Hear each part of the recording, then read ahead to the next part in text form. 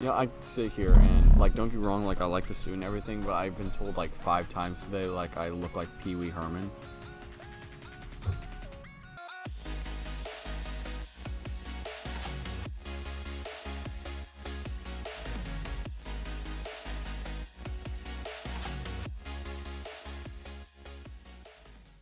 There's your promo code. Or what does he say?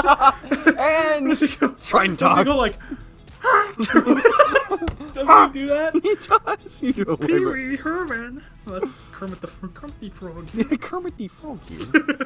Whatever. There's your promo clip right there. That's the beginning of the podcast. Ladies and gentlemen, welcome to the Trident Talk.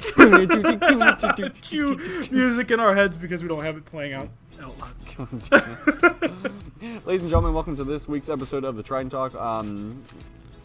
I had a whole spiel that I had here that I just mind blanked because of the whole Pee Wee Herman spiel. I think it looks good. Thank you, I appreciate it. This will be, I'm going to try to do like a new suit every week. And by a new suit, I mean I'm just going to recycle old suits and hope the audience has forgotten about me wearing Do it. you have 4 suits to just wear one a different a week and then the next month? Son of a See, it's because Gunnar's gone on vacation. I don't even know if you can see us. It's because Gunnar's gone and he usually does the lights and he's not here. So we're a man down. And cut! There, and now we're back on, Got right? it. And that's how you turn on the lights, ladies and gentlemen. Just for, we don't have the clapper installed at the office, but No. isn't that what it's called, the clapper? Yeah, the clapper, like clap on, clap off. Clap on, clap off. Every time I think about that, I think about Morgan Freeman from Bruce Almighty. You ever seen that movie? Where? Yeah. Okay. Besides the point, ladies and gentlemen. So speaking of Morgan Freeman, we're going to talk about financial habits that are bad. So Don't know how that relates, but that's perfectly fine. nor do I, but I needed a segue, even if that one doesn't make sense. Okay. So today's topic, ladies and gentlemen, actually comes from an article that both of us read the other day. Actually, a couple of articles that we've read that discuss common financial mistakes made by both millennials and just the younger generations that you'll see in general, right? So this is a conglomeration of a bunch of different articles that we've read and some things that we've gotten from you, the audience, and different perspectives here and there that we wanted to address that we'll then follow up in the next video with how to correct them. But today is just picking out the signs and what is it that isn't in your best interest or your wallet's best interest. And this is a really good topic going forward with it being a new year. We've got someone new in office as well. It's January still, so we've got 12 months that if you were wanting to change your lifestyle, you were wanting to change some of the habits, new year, new me type of thing, this would be a great time going forward to be able to stop judging me. I'm not judging you, I'm just judging that saying. I hate new that year, saying new me. so Yeah, I much. know, but I couldn't think of anything else to kind of Get the mindset there. yeah, get it related to. Well, I think another point to make with this is that, we're coming out of this, I say coming out of this quarantine phase where everyone's at home. What do you do when you're at home? You do a lot of online shopping, and Yep. that's... And career changing. And career changing. That's another good point. You're going into these different financial standpoints where where's your money going and where's it coming in from. Exactly. And, you talk about where's your money going, and that's an excellent segue into cute, cheesy segue right here. First thing on our list is the lack of budgeting. So Yeah, this one's huge. it's magnificent and a very big deal because at the end of the day, what is a budget? A budget is knowing where your money is coming from and where it's going. So most Americans will know, on average, I've got X amount coming in every month or every week, depending on your paycheck. And the problem with that is that's great that you know where your money's coming from and you're getting X amount. But the problem is most Americans don't know where it's going, right? So, you factor in your subscriptions, you factor in car insurance, you factor in your mortgage, you factor in, all these miscellaneous expenses, some of them fixed, some of them not. And I don't know what episode it was, but we, in a previous podcast, talked about the 70-20-10 rule, and it's like the most common investment rule that you'll ever see, where you take, basically, to break it down, you take 70% of your income, you put that into your consistent expenses. You take 20%, you put it into savings, and then you put 10% of the remaining 10% into investments. Which, going throughout school, I don't think I was once taught about investments. No. So, not even my personal finance class. Minus, we did the whole fake stock market thing. Yeah, I have a very very negative opinion on the public education system and being financially knowledgeable. Like we're learning, because I think there's a difference between learning about being financially stable, learning about being finances, because that's something in the United States economy that is mandatory. Very much so. compared to like your mathematics, your history, where those being skills, financial stability, financial knowledge is just as much a skill.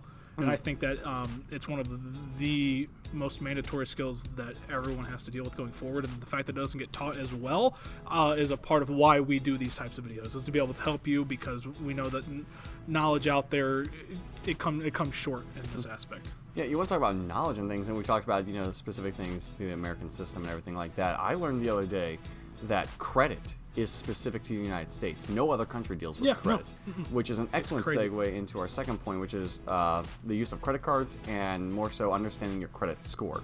Now, we can make an entire series of this podcast on understanding your credit score and credit cards and things like that. And, we're not sponsored by any stretch of the imagination, but, I know personally I use the Discover Rich secured card. It's if you don't have a credit card, fantastic starter card, and, well, long-term one in general. But just knowing how much you should be paying, and so most people will actually only pay their minimum. So, for instance, in most cases it's like 20, maybe $50, depending on the circumstances and your limit and things like that. And they'll only ever pay that limit, whereas they've used up like 90% of their actual credit card limit, which might be, $1,000, $1,500, depending on the circumstances, obviously.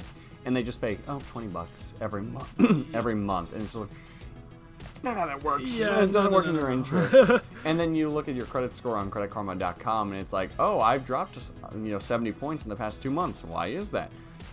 Because you're paying the minimum amount, and you've used up $1,400 of your $1,500 amount. And especially how much of that $20 is actually getting paid towards what they put on their credit card, their credit line in the first place. After you get past those I know some credit cards out there are like, 6 months it's interest free and all that. Well, that's great. Once you get past that point and you start getting charged interest and all of that, there's only a certain percentage of that $20 fee that actually goes towards your maybe $300 that you have in your credit line. So you might be paying $20 a month, but maybe only $14 is going towards that $300 that you have stacked up on that line. Exactly. Something like that. I mean, that's just me pulling numbers out, but that's actually how it works. Yeah. Talk about, I'm not going to get into mortgages and stuff. That's a whole can of worms. But, you talk about credit cards and credit scores and things like that, and it's just something, you don't really see. But, talking about credit cards, that's like one of the main things that leads to us to our next point, which is the classic treating yourself concept, right? So you've had a long week at work, maybe you got an extra $100 bonus or something like that. What do? You go out to a steakhouse dinner, and before you know it, you plan on spending $100, you spend like $300, right? Let's be realistic. You go get that filet mignon, right? The filet mignon. The filet mignon, right? And leave in your comments, how do you get your steak? But you get that, and before you know it, only medium rare answers are accepted here. How do you take your steak? Medium well. So thanks for joining me this week on the Trident Talk. Yeah, we gotta wrap up here. And cut. No kidding. But no, you talk about treating yourself. It's just a prioritization of where your money is going at this point. You could spend $100 on that filet mignon steak, or you could spend $100 and put it into a savings account. You could put it into your investment portfolio, if you have an investment portfolio, which I don't even know what this is. I'm gonna say, good on you. Yeah, fantastic on you. If you have an investment portfolio and that's your way of treating yourself, you are a good person. You are A-okay. You are doing fantastic. We'd love to have you on the show. I was gonna say. But what was the statistic? We talked about it in the past. Like, out of 100 people, like 5 people know what the stock market is, and of that, like 2 people have money in the stock market. Yeah, it's crazy like that. Congratulations, you're better than 98% of Americans. Well, yeah. But we talk about, treating yourself and where your money is going. That's another thing. Most people just don't know where their money goes in general. They don't have a budget, or they have like all these built-up subscriptions, which brings us to the next point, spending money that you just don't use. So for instance, there's so many subscriptions out there that are available nowadays, and, streaming services are a fantastic example of this. Nothing against like Netflix or Hulu or anything like that. Yeah, we're not saying don't subscribe to those or anything like that. because we use them. They're fantastic. Yeah. Modern day conveniences at their finest, okay? But you talk about, Netflix, Hulu, Disney Plus, Discovery Plus has a new thing that just came out. If you use that, how is Discovery Plus? I'm actually kind of curious. I haven't used it at all, so please let us know in the comments below. But, like, people have all these accounts, and I mean, I couldn't tell you. If I had Hulu, I would have no reason to watch Hulu because I have Netflix. Maybe HBO Max because of Game of Thrones. Not sponsored, but if you haven't seen Game of Thrones, go watch it. Where have you been? Living under a rock or something? Anyway, so, you talk about all these subscriptions, and there's a bunch of budgeting apps out there that could help you with that, by the way. But just knowing where your money goes and making sure that every penny that goes out of your pocket is going towards something that you're either using or is being used by someone that you know, pretty much. It's going, just honestly knowing where it's going is a good start. Knowing where, when I say the value of your money is going, because yes, you might have Netflix and you might use Hulu. Well, do you use Hulu every day, or do you use it once a month for 2 hours? Is that really worth your $45? What is it for the Hulu Live? It's like $45 a month or whatever. Is that? I don't think it's that much, but because I have it. I don't know if they upped it. It's like $45, but you get live TV with that and all of that stuff. But if you're not someone that watches live TV, because maybe you're not home, maybe you watch more Netflix than you do, and you just have Hulu Live to have that TV, but you only watch one or two channels, a month twice. Is that really worth that extra $45 to be spending as an expense? Holy crap! So Hulu plus live TV is $65 a month. $60 right now. I think I got locked in when it was $45 or something like that. But I actually use it. So I had disabled some of my other memberships and stuff like that because I wasn't getting the value for what it was when I was using them. Maybe when I first started I did, but if I'm only using Netflix 2 to 3 hours a month, it's not worth that extra. What is it now? $18.99 or something like that. I've got no idea. So that's what we're saying, because we know that the word like budget, and we know that stuff like that, it might seem like an intimidating word. When we say budget, people are like, oh, you're a penny pincher, blah, blah, blah, blah.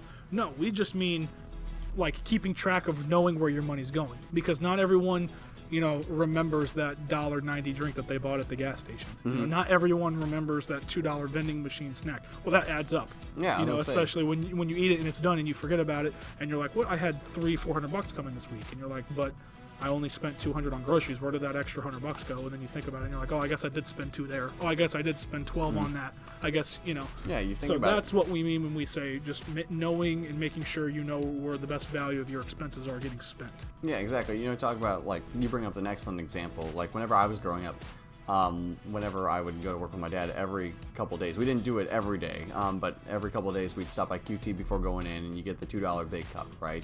Which, fantastic option if you're looking for a gas station drink, no question in my mind. But if you do that every single day, so you do that 5 days a week, boom, $10 right there. You do that 4 weeks in a month, boom, that's $40. You do that. That's my Hulu Live subscription. Yeah, exactly. Pretty much. Exactly. So.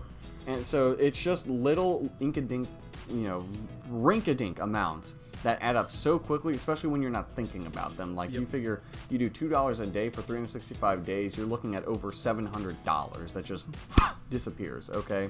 So make sure you're thinking about that the next time. That's a month's worth of like rent or mortgage payment. Exactly. So that's an entire 30, sometimes like 31 days worth of living in a home for some people. So. Yeah, and like Josh said, we're not trying to be penny pinchers at all. No. It's just a matter of small expenses add up so fast. So think about these larger expenses like Hulu. That's going to be $65 a month.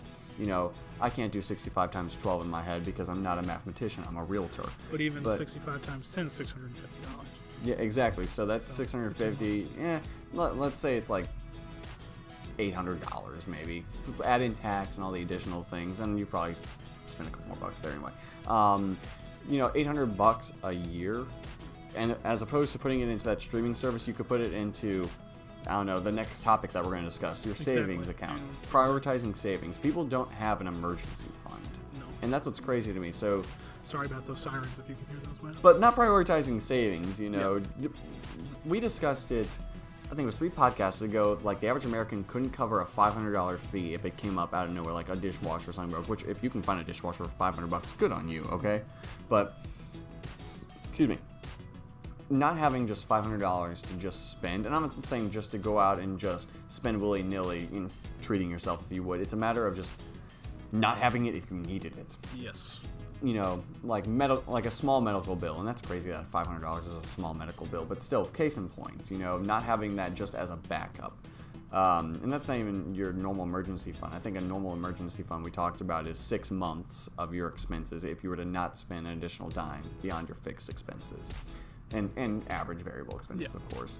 But it's just crazy that you don't even think about it. Yeah, and a lot of people don't have that money because of the things that we're talking about today. So they're not knowing where their money's going out towards their expenses. So they're not taking into account the $2 thing. They're not taking into account the subscription that they didn't even realize that they're really paying because they haven't used it in a while. So that's what leads them to not be able to have those funds when it's mandatory, when it's really needed. And there's a phrase that we associate with this style of living. It's called living beyond your means. Yep. And what is the exact ratio? It's something, not the exact ratio, but general ratio is like for every $1,000 you have coming in, you want to know exactly where $700, or at most you want 700 of that going towards your expenses. And there are some people, or like whenever we talk about lending, like they try to keep it to where your income, the relationship between your income and what your mortgage is a specific percentage of your income. What's coming in that month? Exactly. So if you pulling a number out of my buttocks, $5,000 a month between you and your spouse, for instance, they want to keep it to where of that $5,000, only a specific percentage is going towards your mortgage. Yep. I think they try to keep it at 40%. Don't quote me on this. But there's a specific percentage that they want to keep that at, or below, but never above. And that's because if you put it above, well, then you have to cut down on your other expenses, which at the end of the day, most people just won't do. Yeah. I mean, so it's an important thing to keep in mind, just making sure. It all comes down to basically our first point, and that's budgeting. Mm-hmm. It's knowing where your money goes. It's not, budgeting isn't, we said it, it's not, being a penny hoarder. It's not sitting there and cutting out coupons consistently. Nothing against coupons, because coupons are awesome, okay? Coupons are just the definition of free money. But it's not just being as frugal as possible. It's just knowing where your money is going, which is going to be the perfect segue into our next episode. So unless you have any final concluding comments on this. Absolutely not. Make sure to check us out. Excited for this next one, exactly. Yeah. Make sure to check us out next week, and probably, honestly, we can make multiple episodes out of budgeting. Because if you are wanting to change and you do some of these things and you're sitting here like, you know what, maybe I should cancel that subscription. Maybe I should do that. Well, the next episode that we're going to be talking about next week is how you can you can start saving money, how you can start getting out of that rut. Maybe you have thought about it and you're like, man, I really am living beyond my means. And a lot of that, when you get accustomed to that lifestyle, it's very hard to back down from that. And that's why when you were saying, like, a lot of people, they would rather just not. They're not going to cut. They're not going to do that. They're not going to do that. A lot of people that do that, however, they start having that do that. Stop, dude. What are you, 20 years old? 21 years old. You're 21 years old. Back in. That's all staying in. Yeah. All staying in. That do those things. They start having a little bit more financial success, and you'll start to find that they've started taking up the habits that are going to get them to a place in which they're happier with their financial situation. Just the idea of growing beyond the living paycheck to paycheck, exactly. Like having an additional, it might just be $10 that you can save on your first paycheck. Well, then it's $10 again, and then again, and again, and slowly over the course of time, as long as you're not just keeping a $10 bill just sitting under your pillowcase, that's under your pillowcase, under your pillow, and you're putting it in appropriate spots, that's where that slowly progresses and you get compound interest and things like that. Yep. And those beautiful things that are founded in capitalism. Not sponsored by the founding capitalism. fathers. Yeah, not sponsored by literally money. This episode of the Trident Talk is brought to you by Benjamin Franklin. My favorite. The pumpkin of a man. Anyway, rude. Wait, how many times do we say that anyway, cut and back in. So make sure to check out next week's episode of the Trident Talk, where we discuss building a budget, how to use a budget, and where you can go with that budget. My name is Michael Murphy, and I'm joined by Josh K. And thanks for joining us. Joshua Killian. Thank you. Thanks for joining us for the Trident Talk.